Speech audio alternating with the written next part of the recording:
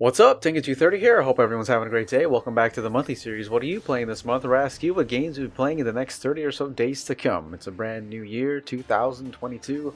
It's a little slow this month with newer releases, but there are some games that have been on previous platforms coming to others. Let's get started.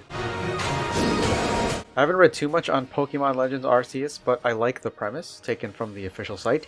Your adventure is set in the expansive natural majesty of the Hisui region, I believe that is called, in an age long ago when it was rare for people and Pokemon to live in close harmony.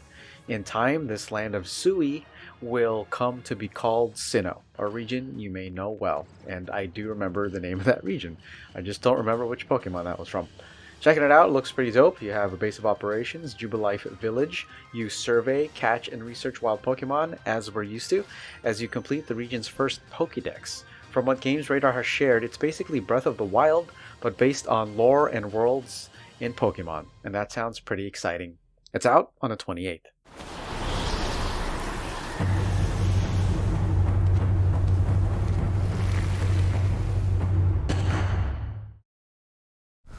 Contact!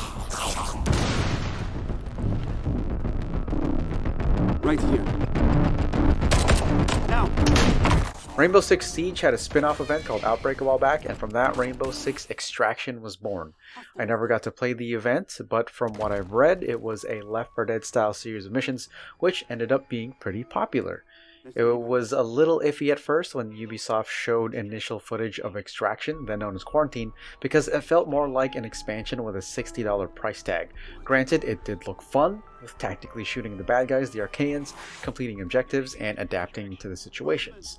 In the following months, Ubisoft, since the reveal, showed more trailers, but the biggest thing was that after the technical test, the game got re-evaluated.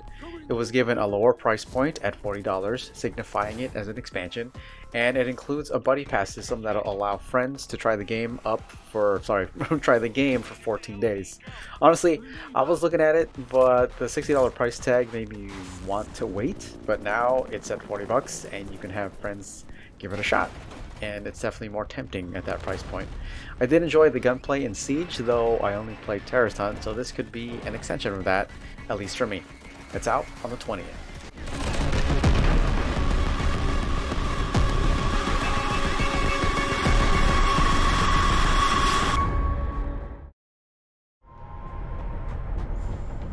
Hello?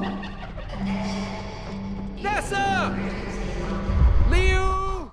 I put the Anacrusis on my wish list because usually anything with 4-player co-op versus enemy AI I have to take a look at. Coming from the Steam description, the Anacrusis is a 4-player cooperative first-person shooter set aboard a massive starship stranded at the edge of explored space.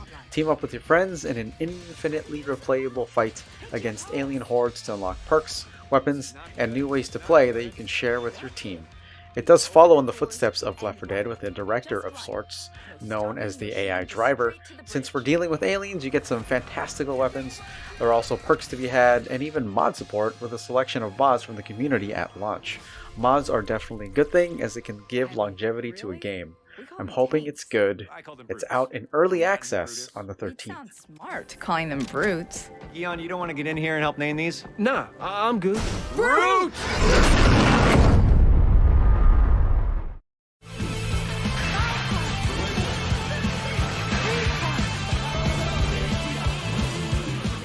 Windjammers for me is one of those sequels where I didn't even know there was the first one. From the Steam description, 25 years later, throwing flying discs at your opponents is still as cool as back in the days. Sequel to the Neo Geo cult classic Windjammers, Windjammers 2 is the perfect mix between what you loved about the classic title and brand new mechanics.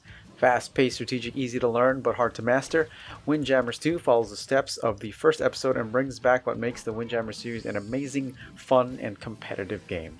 I definitely like the art style. It's out on the 20th.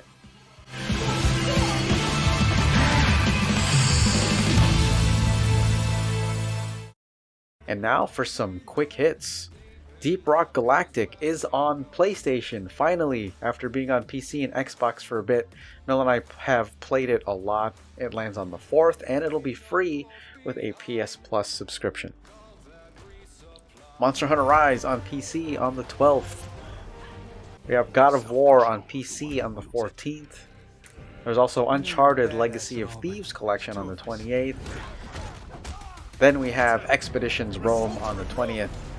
And finally, an expansion to Ghost Runner called Project Hell, where you take control of Hell, one of the original game's bosses, as she descends Dharma Tower on a bloody quest of her own. She's more combat oriented and can survive an additional attack compared to the Ghost Runner.